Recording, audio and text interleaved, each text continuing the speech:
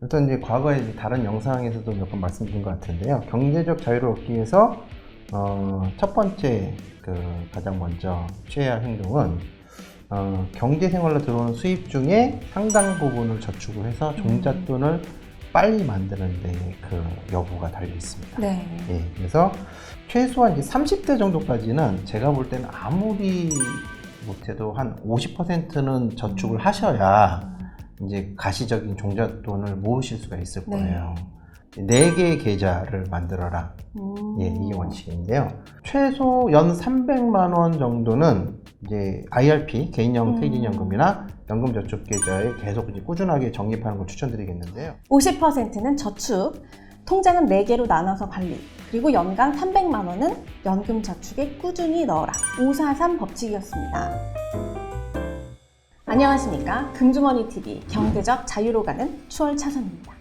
지난 영상에서는 투기와 투자가 어떻게 다른지 현명한 투자자의 저자인 벤자민 그레이엄의 이야기를 통해서 알아봤습니다. 내용은 저희 지난 영상을 참고해주세요. 이번 영상에서는 구체적으로 우리 2030들이 어떻게 실천해야 되는지 알려드립니다. 통장 계좌는 몇 개를 운영하는 게 좋을지, 종잣돈을 모은 뒤에는 어떻게 굴릴지, 또 은퇴 준비 벌써 시작해야 하는 건지 아닌 건지 확인해 봅니다. 543 원칙이라는 게 있다는데요. 투자의 안내인 김진웅 NH투자증권 100세 시대 연구소 소장님 모시고 뭔지 설명 들어보겠습니다. 소장님 안녕하세요. 네, 안녕하십니까. 543 원칙이 있다고 들었는데 그게 뭔가요? 일단 5부터 설명해 주시죠. 일단 이제 과거에 이제 다른 영상에서도 몇 번 말씀드린 것 같은데요. 경제적 자유를 얻기 위해서 첫 번째 가장 먼저 취해야 할 행동은 경제 생활로 들어오는 수입 중에 상당 부분을 저축을 해서 종잣돈을 빨리 만드는 데 그 여부가 달려 있습니다. 네. 예, 그래서 이때 이제 적용시킬 수 있는 원칙을 이제 543 원칙 중에 5로 정해봤는데요. 대부분은 보통 이제 경제 활동을 해서 소비가 생기게 되면 소비를 먼저 하고 남는 금액을 저축하는 경우들이 일반적이세요. 네. 네. 굉장히 찔렸습니다. 네. 그래서 사실은 경제적 자유를 얻고 싶다면 이제 저축을 먼저 하고 소비를 나중에 하는 방법을 일단은 추천을 드리겠습니다. 네, 일단은 그렇기 위해서는 한 3년 또는 한 5년 정도의 기간을 두고 내가 만들고 싶은 이제 목표 자산 금액을 정하셔야 돼요. 정하면은 그러면 이제 얼마를 저축해야 돼 이 금액을 모을 수가 있는지 계산이 나오실 거 아니에요. 네. 그러면은 매월 이제 그 저축액이 정해지시겠죠. 그리고 그 저축액을 먼저 실천을 하신 다음에 남은 금액을 가지고 그 소비 금액을 거기 규모에 맞춰서 예산을 정하고 사용하시는 거죠.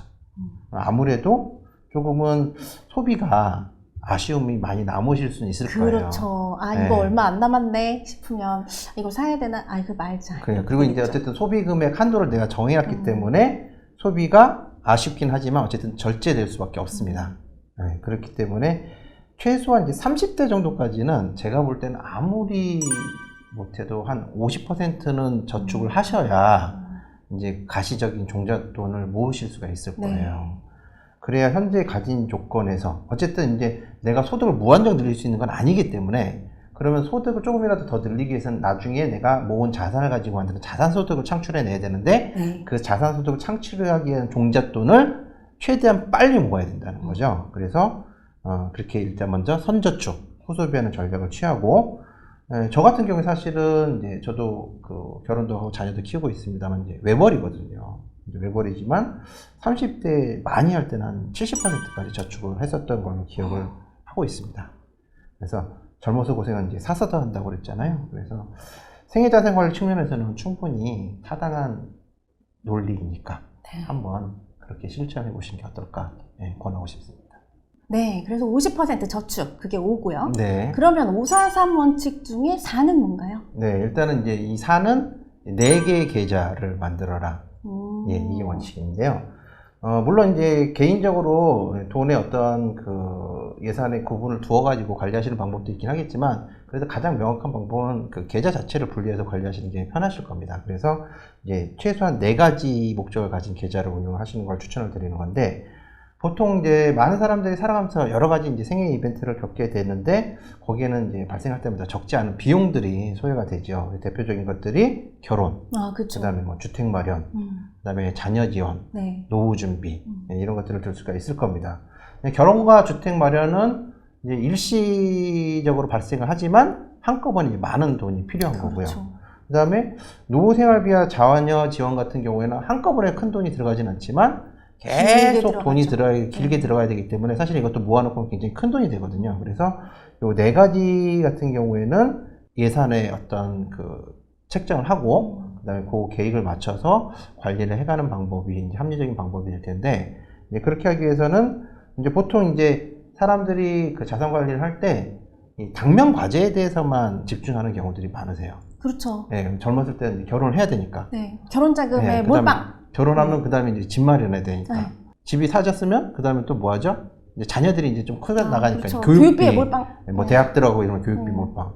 그리고 이제 나중에 은퇴됐을 때 은퇴 준비를 하려면 기간이 부족하잖아요. 아, 네. 네, 그렇죠. 그래서 이러한 네 가지 목적들을 이제 될 수 있으면 이제 병행해서 관리를 해야 될 필요가 있는데 아무래도 이제 그 집이라든가 그다음에 결혼 같은 경우에는 이제 일정 기간 동안만 준비를 하게 될 거고 자녀 지원은 꽤 장기적인 하고 노후 준비 같은 경우는 장기적인 시간이 들어갈 텐데 특히 노후 준비 같은 경우에는 조금 부담이 없는 적은 비용으로 굉장히 꾸준하게 오래 해야지 쉬워지거든요. 네, 그래서 이렇게 이제 네 가지 목적을 주로 이제 그 나의 생애 이벤트로 놓고 관리를 하게 될 텐데 이제 네 개의 계좌는 세 개의 저축 계좌와 한 개의 생활비 계좌로 구성이 됩니다. 네. 네, 그래서 세 개의 저축 계좌는 일단은 자산 증식, 나의 경제적 역량을 상승시키기 위한 목적의 종잣돈 계좌. 네. 그 다음에 노후를 준비하는 연금 계좌. 연금 계좌. 그 다음에 결혼이나 주택 마련.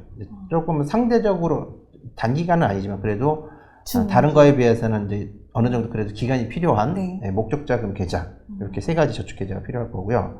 종잣돈 계좌, 연금 계좌는 일단 평생 가지고 가야 되는 계좌인 거고, 목적 자금 계좌는 이제 필요한 목적이 달성되거나 해당 이벤트가 발생되면 이제 소멸될 수도 있죠. 그렇죠. 네, 그 다음에 생활비 계좌는 내가 이제 지출을 하고 카드 대금, 그다음 각종 공과금 수시로 이제 지출하는 용도로 관리를 하면 되는데 경제 생활 초기는 아무래도 여력이 좀 많지 않으실 거기 때문에 이제 목적 자금 계좌와 연금 계좌, 생활비 계좌 정도 이제 세 개 정도로 시작을 하고 그다음에 종잣돈 계좌는 어쨌든 최대한 빨리 추가하는 거. 종잣돈을 만들어야 되니까. 네. 네, 그래서 그래도 소액이라도 종잣돈 계좌를 정해놓고 거기에 기회가 될 때마다 계속 종잣돈을 모아놓고 나중에 그 종잣돈 계좌에 충분한 자산이 쌓이면 그 이제 종잣돈 계좌에서 계속 이제 자산 관리나 투자나 운용을 하시면서 네. 여기서 이제 추가적으로 어떤 소득이 발생하거나 조금 더 그 수익률이 이렇게 좋은 타이밍이 왔을 때 일부는 꺼냈을 수도 이제 있고. 꺼내서 네. 목적 자금 계좌를 조금 그쵸. 이전을 한다든가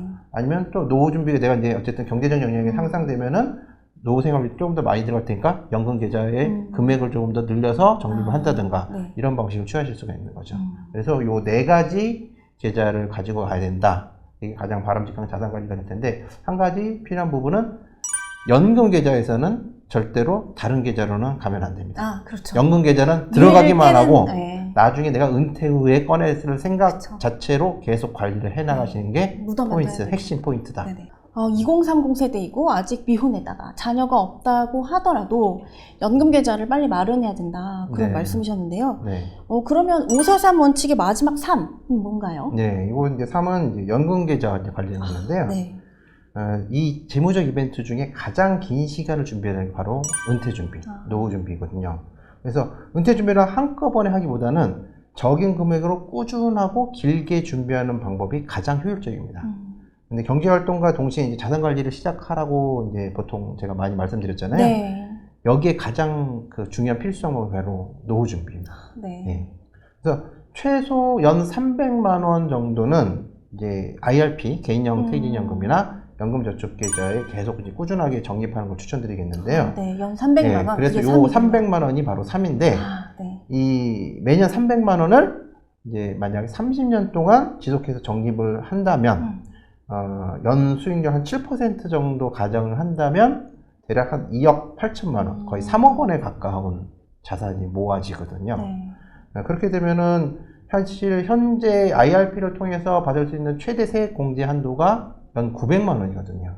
네. 네, 그래서 이 한도를 다 채워서 한다면 아까 300만 원이 훨씬 더 3억 원 정도 커지겠네요. 였으니까 900만 원이면 8억에서 9억 정도의 은퇴 자산이 만들어진다는 계산이 나오는 거죠. 네. 사실은 이 정도면 누구나 상당히 여유로운 넉넉한 은퇴 생활이 은퇴 가능한 생활이 가능한. 파일럿들이 보통 10억 원 가지고 은퇴한다고 그러는데 그러니까요. 네, 은퇴 자산 네. 8, 9억이면 충분하죠. 그리고 사실 이거는 국민연금이 가만히 안 되는 그렇죠. 자산이니까 네네. 국민연금까지 더해진다면 이렇게 이제 관리를 해오시면 사실은 뭐 노후에 걱정을 할 이유가 별로 없는 거예요. 그러네요. 사실은. 예. 하지만 이제 어쨌든 이건 절대 금액적으로 말씀을 드리는 거고 사실은 뭐 300만 원이 적게 느껴지시는 분들도 있고 굉장히 부담스럽게 느껴지시는 분들도 있을 거예요. 그래서 이 금액에 너무 포커싱 하기보다는 아무래도 이제 소득 수준의 차이가 있을 수 있기 때문에 본인들의 그 월 소득에서 한 5에서 10%. 뭐 연 단위로 넣으셔도 되고 월 단위로 넣으셔도 되는데 하여튼 그 연 단위 소득이든 월 단위 소득에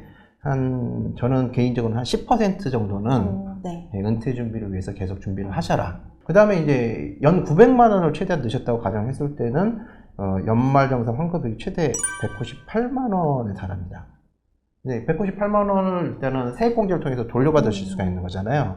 그럼 사실은 투자를 하고 운용을 하지 않아도 돌려받을 수 있는 수익이 벌써 198만 원이라는 금액이 생긴 건데 생기는 거네요. 이게 사실은 최근 금리 수준으로 따져보면 한 연 5천만 원 정기예금 이자에 맞먹는 수준이거든요. 그러니까 이런 것들은 일단 무조건 최대한 활용하셔야 된다. 그리고 198만 원은 이제 총 급여가 5,500만 원 이하인 근로자 또는 네. 종합소득 금액이 4,500만 원 이하인 경우에 이제 세대 혜택을 받는 금액이니까 이것보다 소득이 높으시면 이 금액이 좀 줄어들긴 합니다. 네. 그래도 어쨌든 추가적인 어떤 내가 플러스로 할 수 있는 수익이 되니까 이런 부분들은 꼭 놓치지 말고 챙기시는 게 가장 좋을 것 같고요. 무엇보다 이제 연금 자산 관리의 핵심은 중도 해지 없이 꾸준한 적립에 있고 그 다음에 부담스러운 노후 준비를 가장 쉽게 만들어주는 방법이다. 그래서 자꾸 이제 연금 자산은 아까 잠깐 앞에서 말씀드렸지만 연금 계좌에서 은퇴할 때까지 절대 들어가기만 해야지 나오면 안 된다. 네. 그걸 꼭 기억하면 될 것 같습니다. 그렇게 중요한 연금 저축이라면 혹시 더 우리가 알아야 될 부분 없을까요? 예. 이제 최초에 아마 경제생활 활동에는 본인들의 어떤 그 소득 그 수준의 그 눈높이가 낮기 때문에 소비 수준의 눈높이가 이제 같이 낮아질 거고 아무래도 필요한 이제 노후 생활비를 생각보다는 나는 뭐 한 200만 원 되겠는데 한 300만 원 이렇게 좀 적은 금액으로 설정을 하시게 될 거예요. 근데 처음에는 그렇게 설정을 하고 목표를 가져가셔서 상관은 없는데 다만 이제 계속 자산 관리를 안정적으로 하시게 되다 보면 정상적이라면 분명히 경제적 역량이 향상됨에 따라 소비 수준도 올라오실 거거든요. 그러면은 은퇴 후에 내가 필요한 노후 생활비가 더 늘어나시겠죠. 뭐 물가 상승분도 있긴 하겠지만 그냥 수준 자체, 소비 수준 자체가 올라가는 부분들도 있거든요. 그렇죠. 그렇기 때문에 본인의 경제적 역량이 향상함에 따라서 기회가 되면은 아까 말씀드린 것처럼 이제 그 종잣돈 계좌나 이런 것들을 활용을 해서 연금저축의 그 금액 자체를 좀 늘려가시는 거죠. 처음에는 300만 원을 했지만 어쨌든 세액공제는 900만 원까지 가능하니까 그럼 나는 한 400만 원까지 해볼까? 500만 원까지 이렇게 단계적으로 늘려가시다 보면 나중에 본인이 원하는 수준의 은퇴 생활이 가능한 자산이 모여지게 되실 겁니다. 50%는 저축, 통장은 4개로 나눠서 관리, 그리고 연간 300만 원은 연금 저축에 꾸준히 넣어라. 543 법칙이었습니다. 저희는 구독자 여러분의 질문과 상담을 환영합니다. 궁금한 점이 있으시면 언제든지 저희 댓글에 남겨진 이메일로 보내주시면 전문가가 꼼꼼히 상담하고 조언해 드립니다. 그럼 저희는 다음 영상에서 경제적 자유로 가는 방법을 가지고 다시 찾아뵙겠습니다. 감사합니다. 소장님 감사합니다. 네, 감사합니다.